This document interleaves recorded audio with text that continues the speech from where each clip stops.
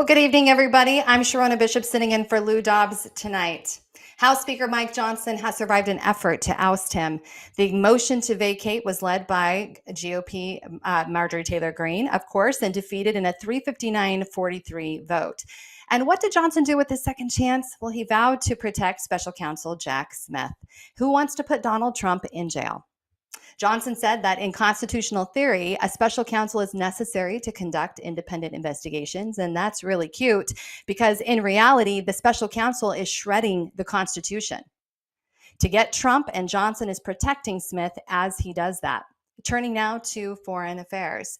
Earlier this week, Joe Biden threatened to halt U.S. military aid to Israel to undermine its war efforts in Gaza. And now Republicans are preparing impeachment articles against Biden in response.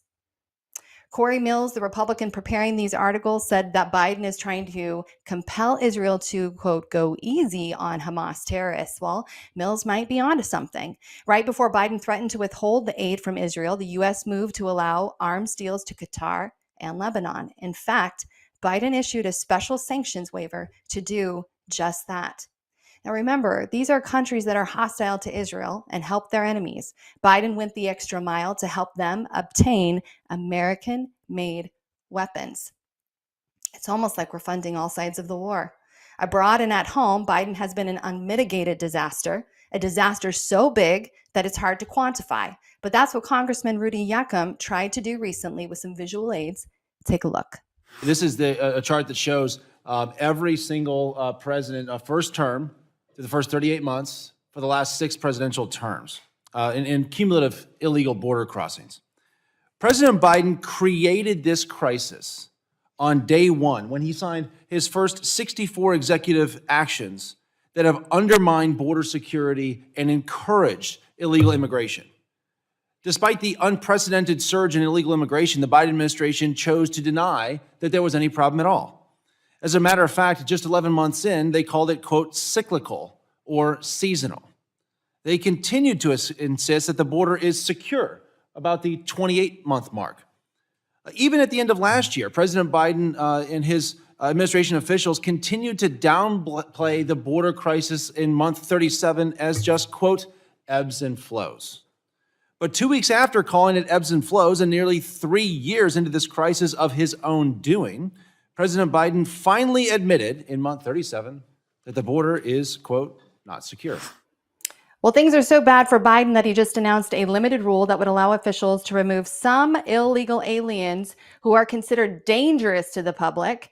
That pivot proves that Democrats know immigration could deliver the White House to Trump in November. But as Congressman Yakam demonstrates, it's probably a little too late for him. Congressman Yakam joins us tonight. It's great to be with you. Thanks for having me. Absolutely. So, interestingly enough, following what you've just called out there at a House Budget Committee hearing on May 8th, you called out the security, the humanitarianism, societal, and financial costs of President Biden's border crisis. In Texas and Colorado, we experience this every single day, and many people around the country. But now you've declared really every state is a border state.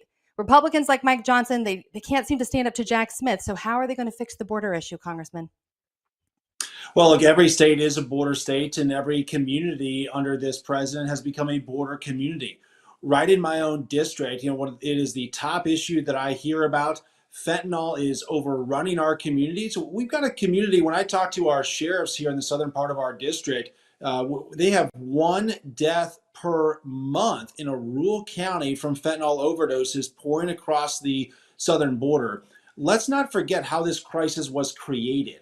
This crisis was created on President Biden's first day in office when he signed 64 executive orders, which basically declared the southern border open to illegal aliens. And ever since that day, they've been pouring across the southern border in record numbers, and every community across this country feels it.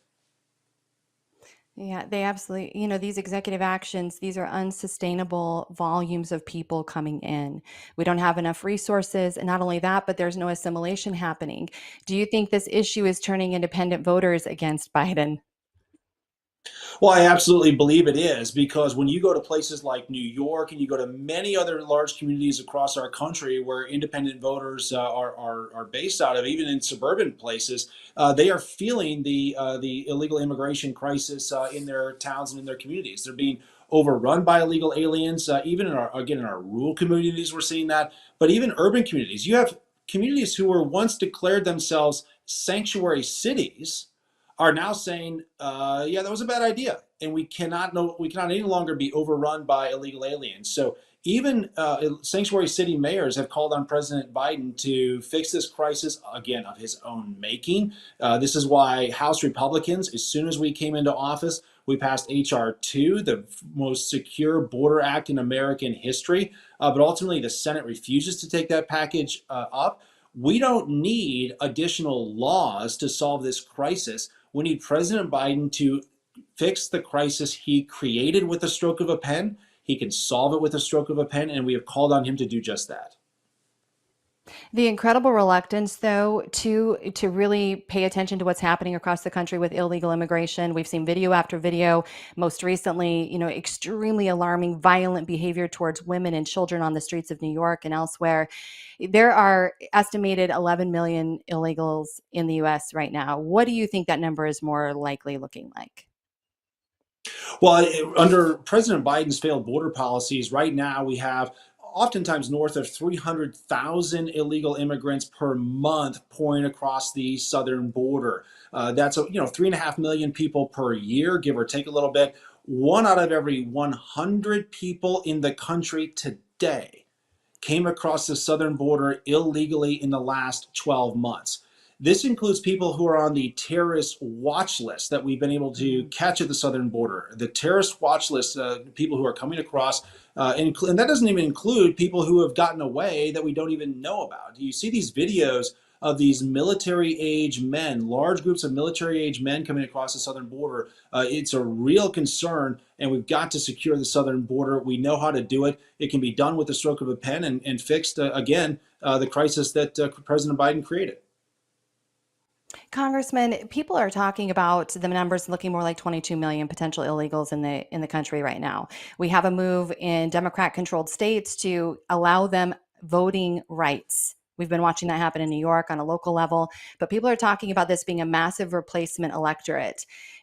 Deportation, people are talking about mass deportation operations and options. What do you think is the best solution to secure our elections? Because people are feeling very unsure about that they're protected, at the very basic level with local machines, with mail-in ballots, all of those things.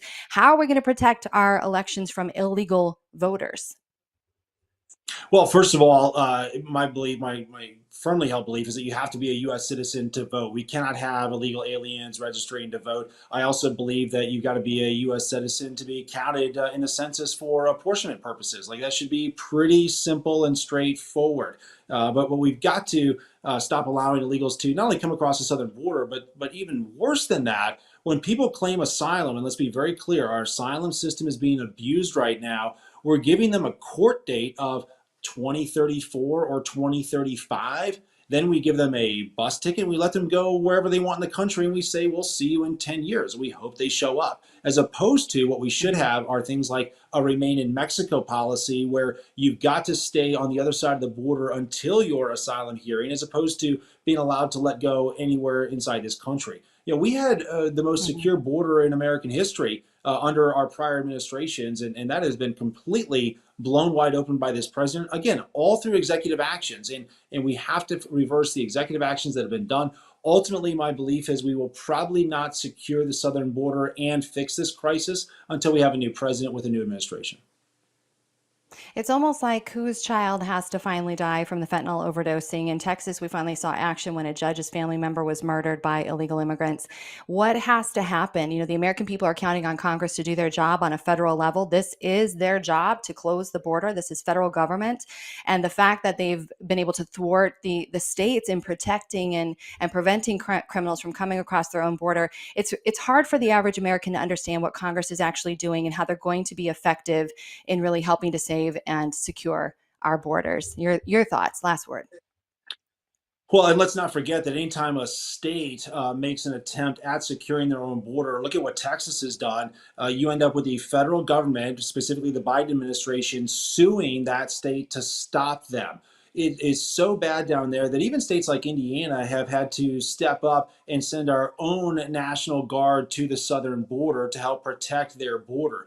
You know, the U.S. House of Representatives, we have done our job. We passed, again, the most secure border act in U.S. history. The Senate under Democrat leadership, under Chuck Schumer, has done absolutely nothing with that because H.R. 2 actually solves the problem. It actually fixes the problem that President Biden created. But we've got to elect President Trump as our president if we want to secure the southern border.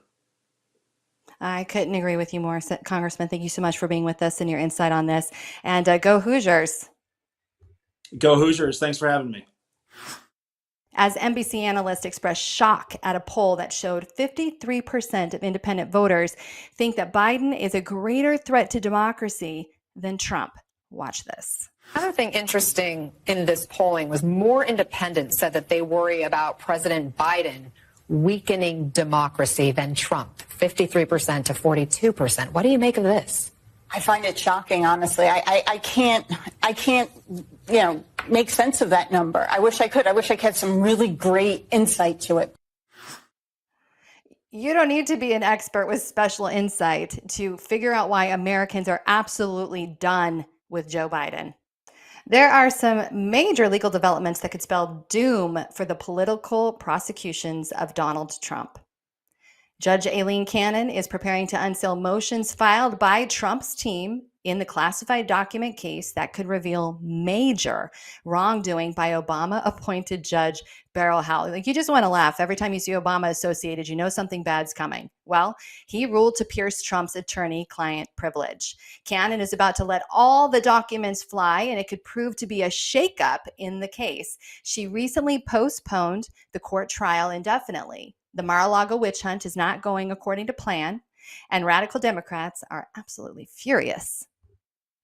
In the so-called hush money case, convicted felon Michael Cohen is about to testify against Trump on Monday. This is the the Democrat star witness, a serial liar who was disbarred for illegal conduct. This is pathetic. This is what they have been demoted to. Legal analysts are questioning making Cohen a feature witness because it will tank the credibility of Letitia James. I think she already did that to herself, but okay, sham trial. This sham trial she's been running against President Trump, but the prosecutors have no choice because their case is total garbage. And in the Hunter Biden case, the federal appeals court has thrown out a motion to dismiss federal gun charges against him. His case is expected to go to trial as early as next month. That is fascinating.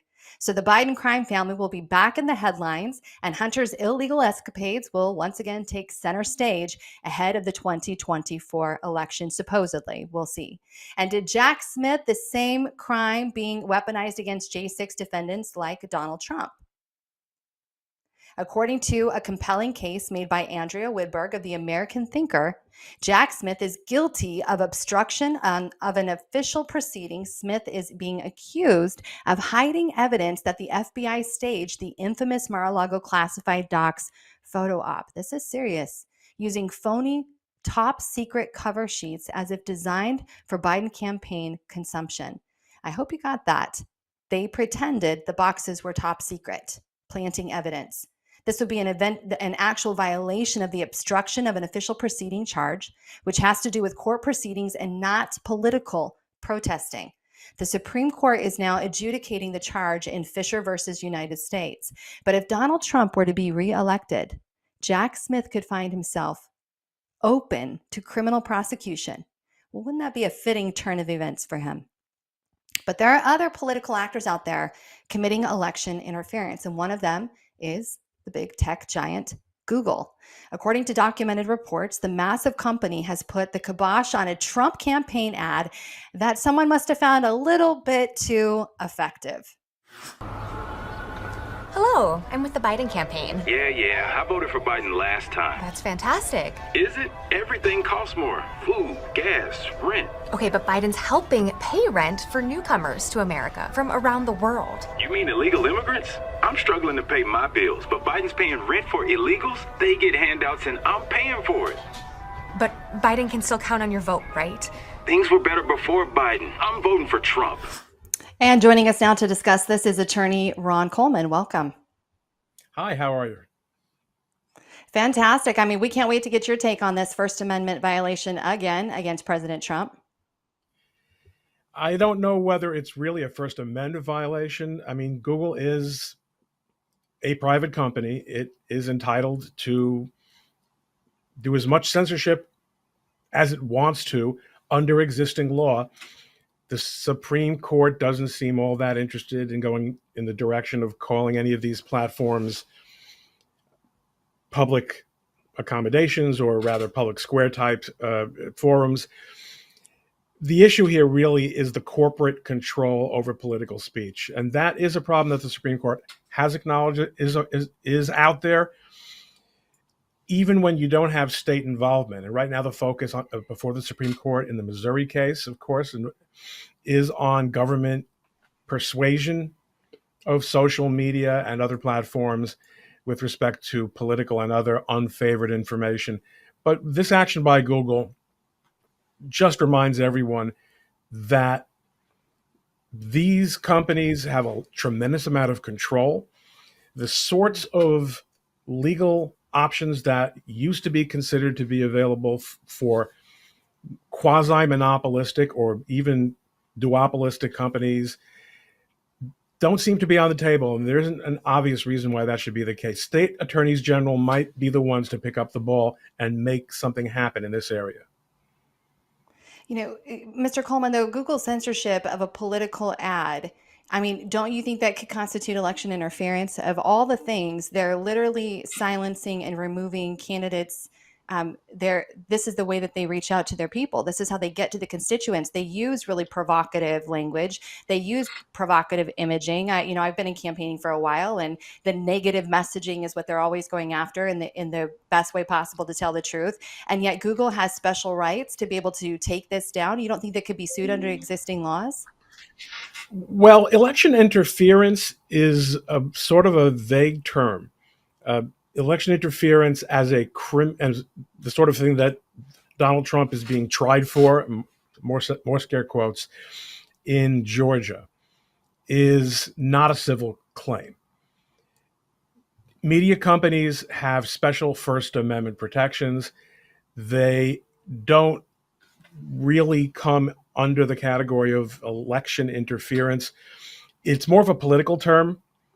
In this context, we had been told in 2016 that there was all this intellectual, wasn't a very intellectual conversation in which we were told that Russia had been engaging in election interference and that they had manipulated Facebook and manipulated all kinds of social media, and something ought to be done about that. This is the social media and media platforms themselves doing the manipulation. It's always been known there is really no legal election law-based option here. The best possible approach would be to, again, look at states' attorneys general in terms of antitrust laws, and also shareholder action. It's just interesting, though, because individuals are targeted and they are held accountable by law enforcement, by the legal route, judicial. And yet these companies that are peddling what they believe, what they want, restricting conversation, people pay for these sites even. It's not like you get to be on there for free. You are paying for ads, you're paying for space, and then they shut you down. And it just seems, if I was looking at what fascism really is, this conglomeration of big corporations and government, it's here. And when we're talking to people around the world who are looking at America and go, how are you allowing them? How are you allowing media to partner with government to silence and shut down these very important voices, especially a candidate's voice? I mean, this is fundamental to freedom in America. Sharona, you're 100% right. When government starts putting its finger on the scale as the record is very clear in the Missouri case, as well as the D.C. Drano case, the Rogan O'Hanley case that we're handling, that is when it gets interesting. That's when there are First Amendment claims, when the government is depriving people of their civil rights, and that does come into the election interference category. When it's entirely a political or business decision made by the platform, there isn't really much you can do. But when it comes to any kind of government involvement, that's a whole new ballgame. Well, let's talk about Trump with the time we have. I'm so grateful that you're here with us. This direction of the Trump classified documents case, what's going to happen here in your judgment? It's going in the direction that you would expect it to go if it weren't for what has been happening in the kangaroo courts, where Trump is being subjected to such preposterous claims, whether they're civil or criminal. It seems that Judge Cannon has her head on quite straight, and she's not part of the bubble in the District of Columbia. Let's put New York aside. New York has its own special problems. But in D.C., the judges have just become sort of a mind hive, as they say. Even some of the traditionally conservative judges who have been appointed by Republican presidents, have completely drunk a Kool-Aid about Donald Trump and about January 6th and about anything remotely resembling opposition to the Democratic regime. Judge Cannon, all the way down there in Florida, isn't letting it happen. The amazing thing is not only that she is putting that case on ice, but that she is going to be responsible. She's going to be the conduit through which a great deal of documentation that is going to prove what's going on in these other states is going to become public. It's happening right now. It's unusual because, as we've seen in election cases and the January 6th case, these judges tend to just pass the buck to the next person, dismiss it without prejudice. They don't want to be the ones to make the decision. When we're looking at Michael Cohen, he just keeps coming up. The guy just cannot stay away from Trump. We just can't get away from this guy. Like a bag taco. And they're talking about having... It is, and it just keeps coming up. He is this idea of him being the star witness in the hush money trial. What do you make of that? I mean, really, who becomes our friends in these crazy situations is so fascinating. It is an embarrassment.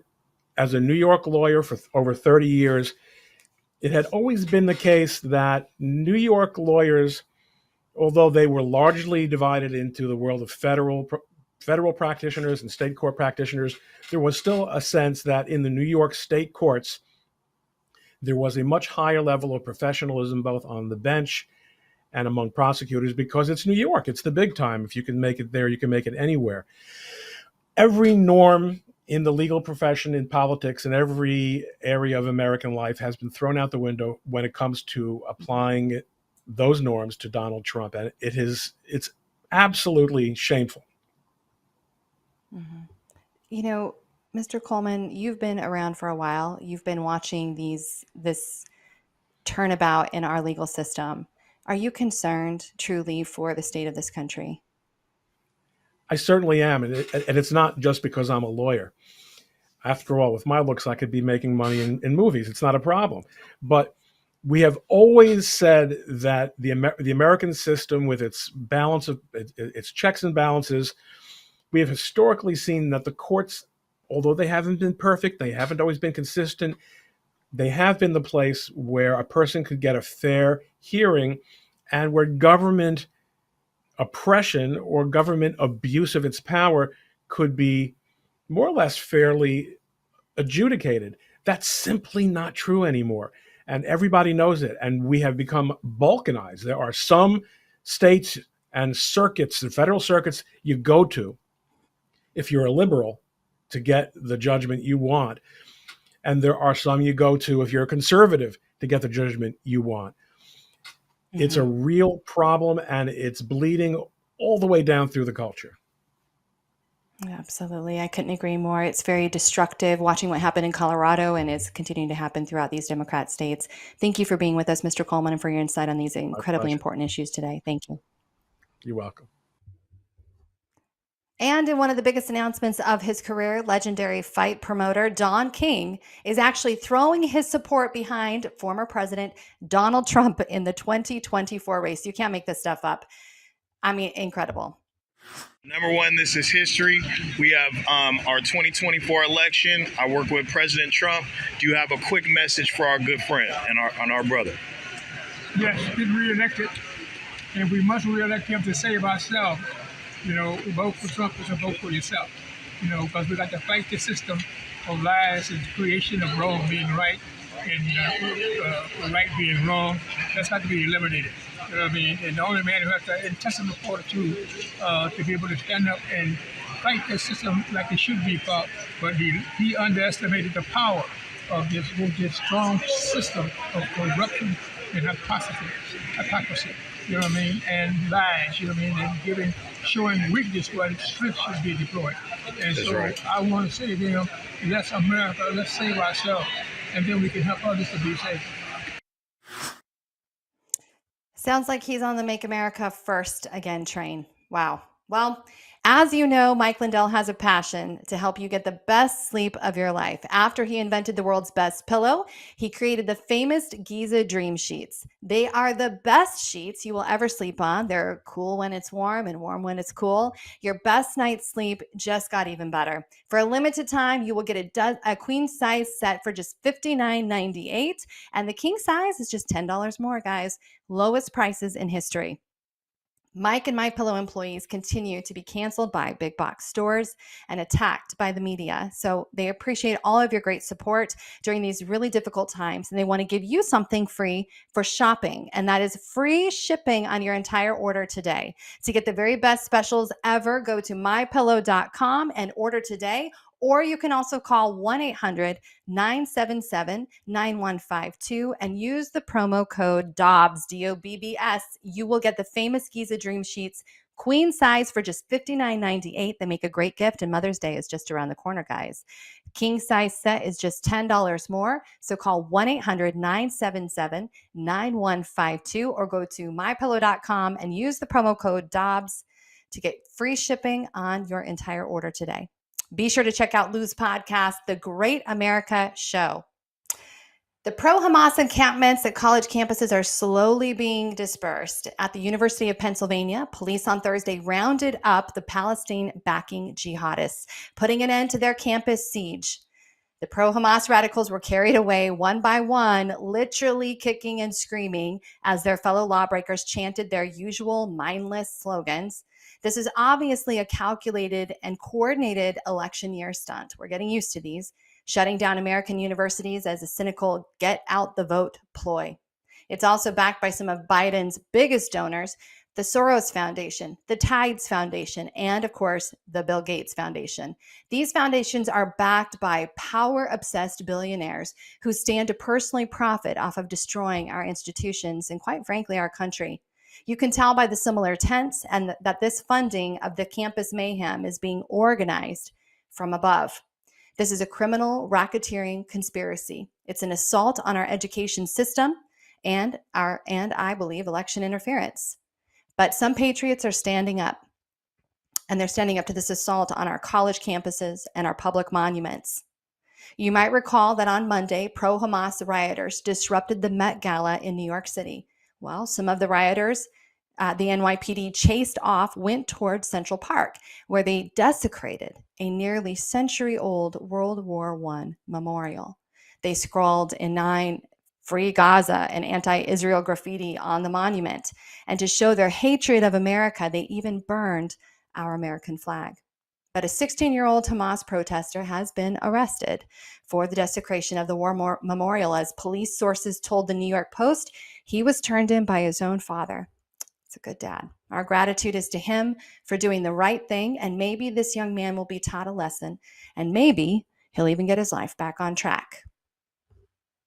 Speaking of tough love, a Tennessee congressman is offering to send pro-Hamas protesters on study abroad trips to exotic Gaza, where the LGBTQ and trans protesters for Palestine would get an especially valuable first-hand education on the terrorist savages they are supporting in their war against Israel. Joining us now to discuss this is Tennessee Congressman Andy Ogles, who proposed the legislation. Thank you so much. Every mother in America right now is cheering you on. So thank you so much, Congressman, for this move and for your efforts here. It's necessary. Well, absolutely. And I actually offered two pieces of legislation. So one is the Study Abroad Act, which would revoke visas. So if you're a foreign student, you're here in America, you're a guest of the United States, and you're on these campuses, you're creating mayhem, you commit a crime, you need to get the heck out. You should have your visa revoked. And the other one is the Anti-Semitic Community Service Act. So to these knucklehead kids who believe in coexistence, you know what we should do? We should send them to Gaza. Let them experience the real world. Consider it community enrichment. And let me tell you what's going to happen. After about 6 minutes, they're going to be calling their mommies and daddies. They're going to be crying, and they're going to be begging for help because they're going to get a taste of the real world. Every one of those kids need to be in jail. Every one of those kids needs to be kicked out of their school. They need to be flunked out for that semester, and they need to learn a hard lesson. As you said, tough love. Well, what's your thinking behind this controversial bill, really? Because the idea of sending these collegians over to a pro-Palestine, location like Gaza, where it's already been blown up, there's already things going on there. Is this really something that could happen, or is this we're putting a public message out there that we're not going to tolerate this nonsense anymore, and maybe evoke just a little bit of what do they say? The fear is the beginning of wisdom in these kids. Well, so of the two bills, obviously the Community Service Act, one that would actually send students to Gaza, is unlikely to be signed into law. But that being said, the Study Abroad Act, where we revoke student visas of foreigners, that actually may see a vote in the House of Representatives. So I actually met with Steve Scalise from Louisiana about getting it to the House floor, sending it through committee, getting it marked up, etc. And so of the two bills, that's the one that's most likely to get passed. And again, you're a guest in our country. And if you don't like it here, get the heck out. Go back to your own country and quit, sowing chaos. Quit siding with Soros and Bill Gates and all these leftists that hate our country. They want us to be more like Europe. You know what? I believe in our founders. I believe in our Constitution. I believe the United States of America that you and I both love, which is why we both live in the South. You know what, though, in Europe, they just held a Make Europe Great Again conference. 26 nations came together, saying they don't agree with any of this stuff that's going on, and they want their countries to be great again. They don't want this, what's happening here.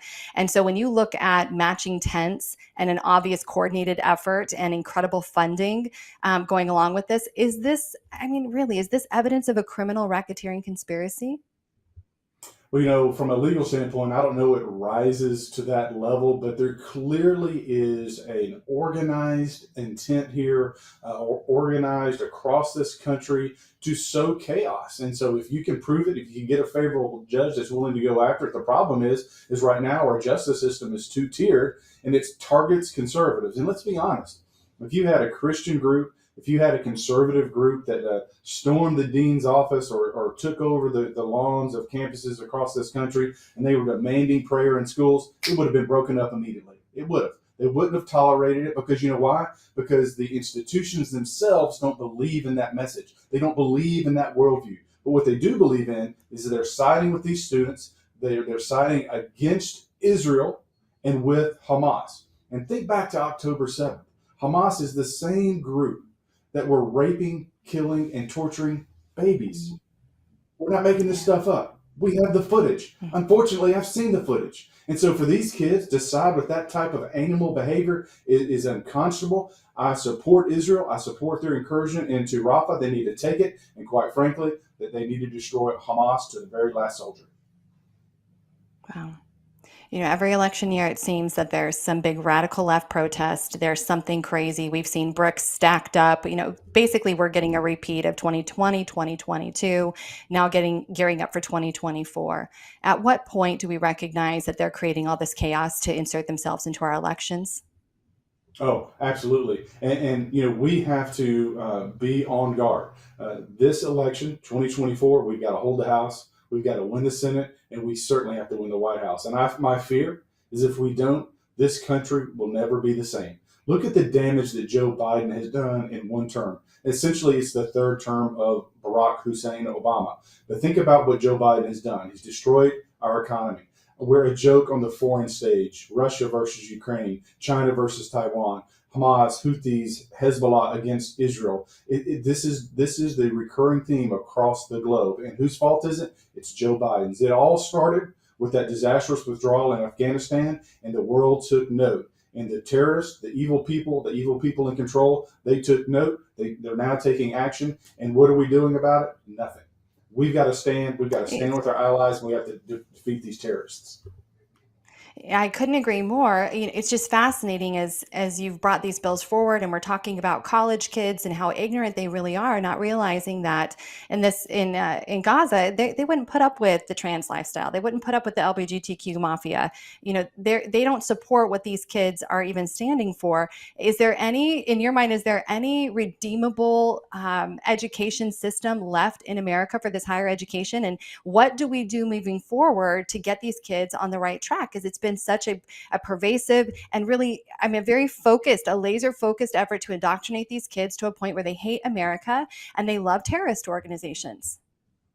Well, Saul Alinsky, rules for radicals. If you capture the minds of the youth, you can capture a generation, you capture a country. And we're seeing that play out. You have these woke universities. They've sown the seed of wokeism within the ranks of their professors, within their leadership. And now what do you have? You have these universities that even if the president wanted to do something about it, his own administration, his own boards don't support him or her.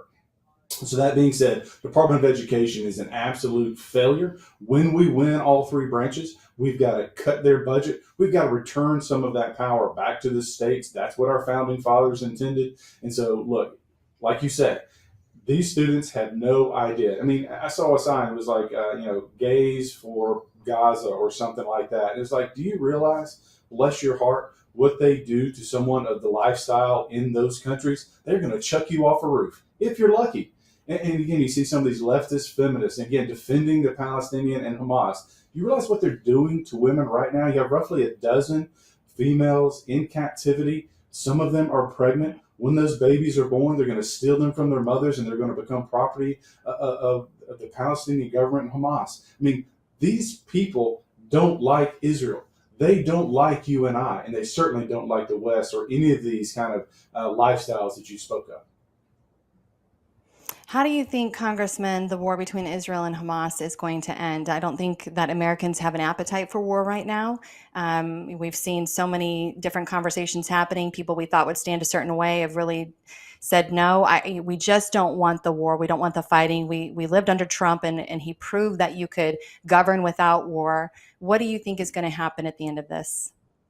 Well, to govern without war, you have to govern from a position of strength, which is what Trump did. Russia behaved. China behaved. The terrorists, Iran, the world's greatest sponsor of terrorism, to the extent that they behaved. But now under Joe Biden, a weak and feckless president, you have the world is in chaos. And so, fortunately, there's none of our troops, none of our boots on the ground. Israel is fully capable, the IDF, of taking care of itself. What we can do is support them with armaments and ammunition and that type of thing so that they can handle their business. They are a sovereign nation. And who are we? Who is Europe to try to tell them to stop? These individuals, Hamas, Hezbollah, you name all these factions, they've been bombing Israel for the last 20 years. Keep in mind, there was a land for peace deal. There's been no peace. Israel doesn't live in peace. And if there was a group in Mexico that was launching bombs into Texas, we would occupy Mexico City within 72 hours, and we may or may not give it back. We would likely create a DMZ zone. Why? Because we would be protecting our homeland. We would be protecting our citizens. And Israel has the same right that we do to protect itself. Congressman Ogles, thank you so much for being with us and your insight on this. Absolutely. God bless. Teachers at the Illinois Math and Science Academy are required to meet with DEI coaches if they transgress against woke dogma. That's according to emails obtained by the Daily Wire. The emails show that teachers who use the wrong pronouns or are insufficiently inclusive must receive re-education from an equity instruction coach. You heard me right. Don't you miss when schools focused on education rather than indoctrination? Turning now to New York City, where a man violently attacked a woman in the South Bronx in public. Broad daylight. The man placed a belt around the woman's throat and knocked her unconscious as he dragged her behind a parked car and assaulted her. Watch this. What? Muchacho, vaya. Tiene pantalones blancos. He don't got no hat on, right? Arrastrando. Horrifying stuff, but that is life under the Democratic government. Meanwhile, in Texas, a man allegedly killed a Houston attorney after getting angry about his McDonald's order. The suspect, Anthony Martin Landry, was on bond for felony aggravated assault at the time of the incident. Landry's long rap sheet includes drug and forgery charges. The victim, Jeffrey Limmer, attempted to calm Landry down after he got into an argument with McDonald's employees. Landry then turned on Limmer, pushed him to the ground, and shot him. Limmer was declared dead at the scene. He lives behind a bulldog that he rescued named Lola. And as of Thursday, Landry remained on the loose. Joe Biden is preparing to surrender what remains of our medical sovereignty in the world to the World Health Organization. Classified State Department documents credibly suggest that COVID-19 sprang from a lab in Wuhan, China. I think we all know that now.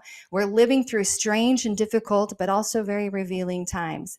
Lou spoke with American cardiologist Dr. Peter McCullough this week to get his thoughts on all of this. The World Health Organization wants more authority to declare public health emergencies in this country. In other words, the WHO wants more control over your life and mine, how we travel, whether you can leave your home at all, can you open your business, and under what conditions could you consider yourself still free? Well, next month, Joe Biden will decide whether to give the WHO what it wants. So Republicans, led by Senator Ron Johnson, are calling upon Biden to reject any such arrangement with the World Health Organization. Now, notice they didn't ask that he not do that arrangement with the Mexican drug cartels in which he gave them control over the southern border. So I don't know how much influence they'll have, but they also stressed that it would be unconstitutional to do so without approval from Congress. Wow. Who knew that you needed Congress anymore? Biden makes you almost forget that, doesn't he? Will Biden listen? Well, I don't think any of us are going to be surprised if he doesn't. In other news, the conspiracy theorists, that's what we call people who are ahead of the curve, can once again say, I told you so. Classified State Department documents credibly suggest that COVID-19 originated from a lab-related accident in Wuhan, China. That's according to the Select Subcommittee on the Coronavirus Pandemic. By the way, who knows that it was an accident? I'd like to see the proof for that, because personally, I still don't believe it was an accident. The committee also found evidence that the Chinese Communist Party tried to cover up the lab leak. No, they wouldn't do that. I'm sure that they immediately went out and warned the rest of the world that their China virus had been unleashed on the world. But that's right. Xi Jinping didn't say a word, did he? So when did our government know? When did our government actually know, and why didn't they say something before 4 years out? Recall that in May of 2020, Anthony Fauci told National Geographic that he was, quote, very, very strongly against the lab leak idea.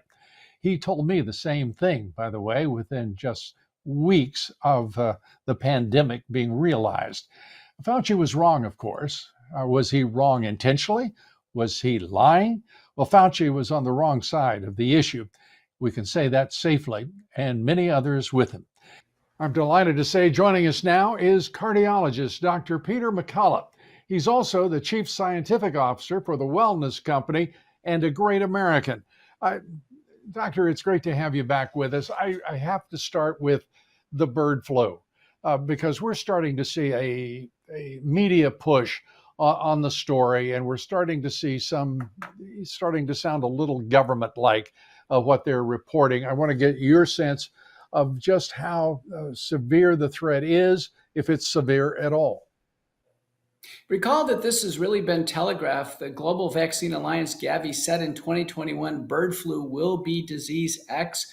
We've had bird flu for decades. The Chinese have tried to vaccinate poultry, and that's backfired because the birds actually carry the virus more and spread it to other birds.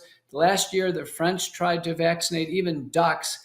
And once the bird flu got into mallard ducks, it started really spreading around. Now we've had a case in West Texas. A man got conjunctivitis, said to be handling cattle, although he could have obviously had exposure to other farm animals. And his case made the New England Journal of Medicine this week. His bloodshot eyes, it was H5N1, highly pathogenic avian influenza. Over the decades, it rarely jumps to mankind, but when it has, it's had a very high mortality rate.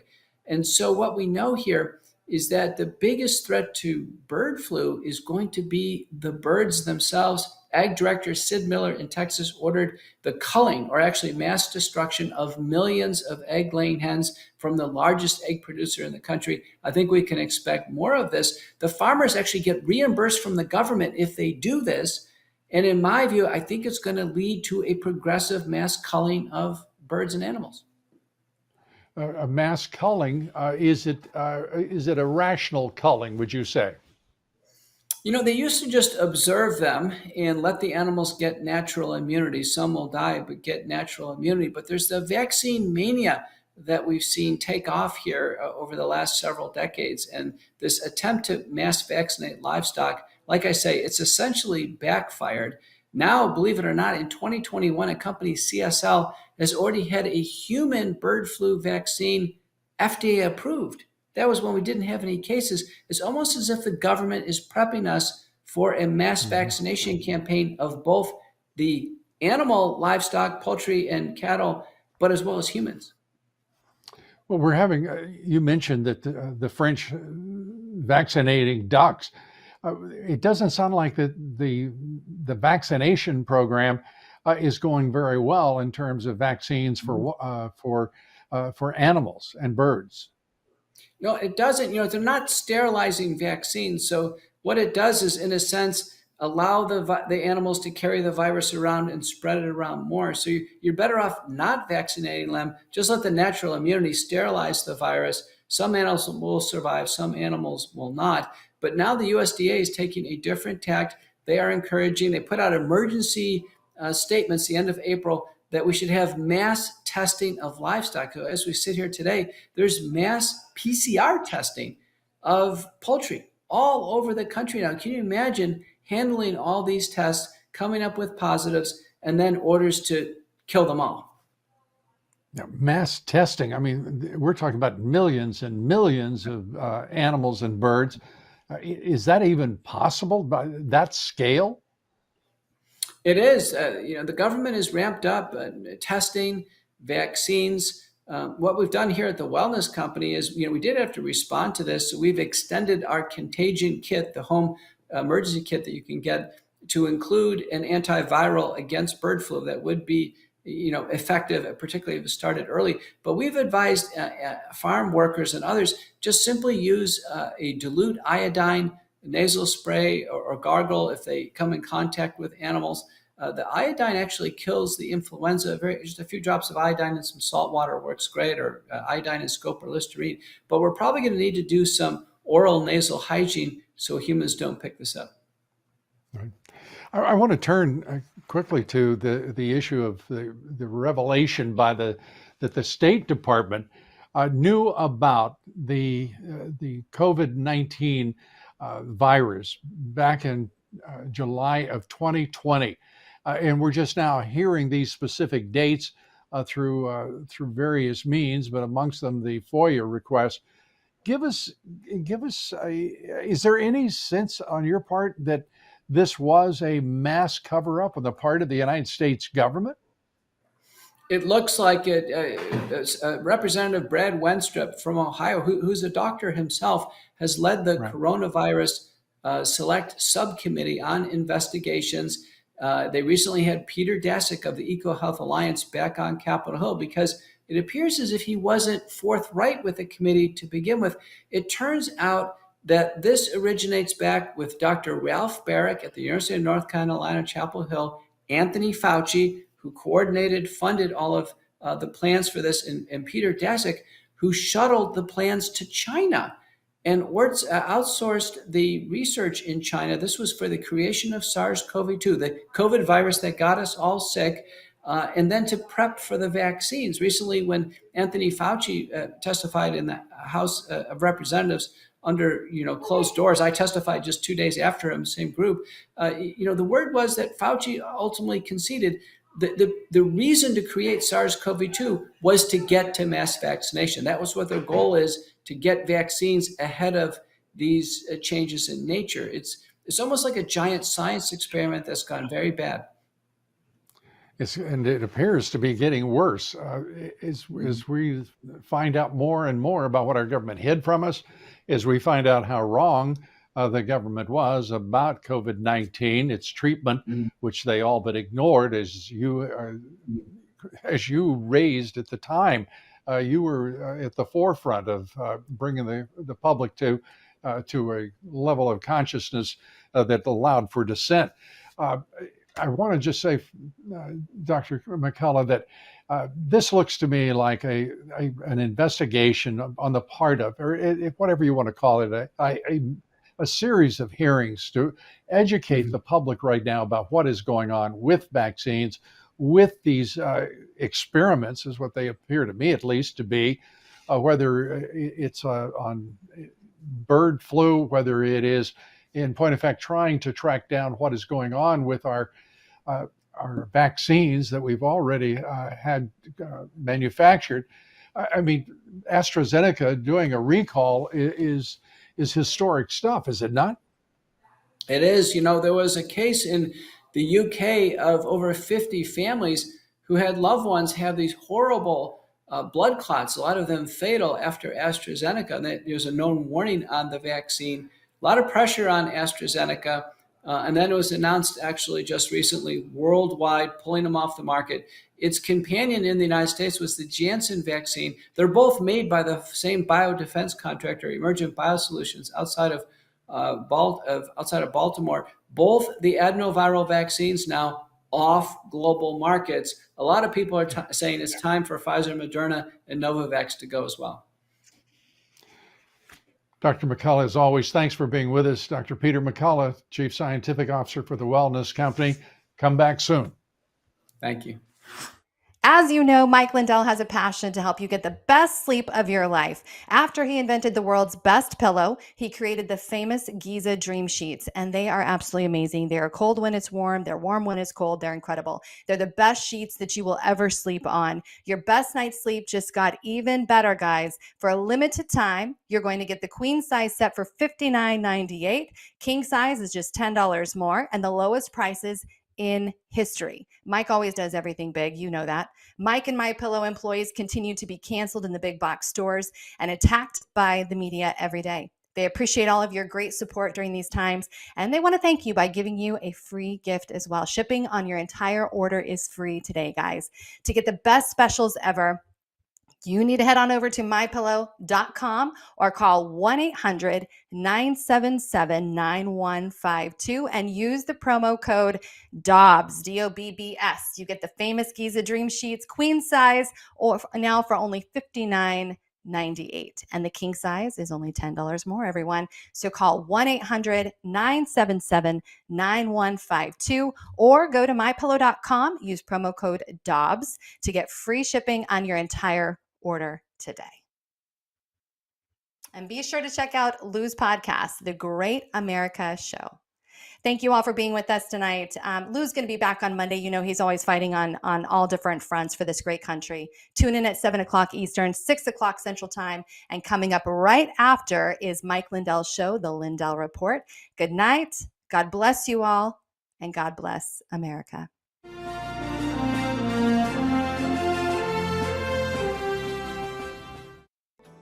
Wow, it's so soft and smooth. It's cool to the touch. How did you do that? Well, we took MyPillow's patented fill and combined it with this new technology that we didn't have back then when I invented MyPillow to bring you the best pillow in history, MyPillow 2.0. My employees and I want to thank you for MyPillow 2.0's huge success. And now we're manufacturing our multi-use MyPillows with the same temperature regulating technology, made with my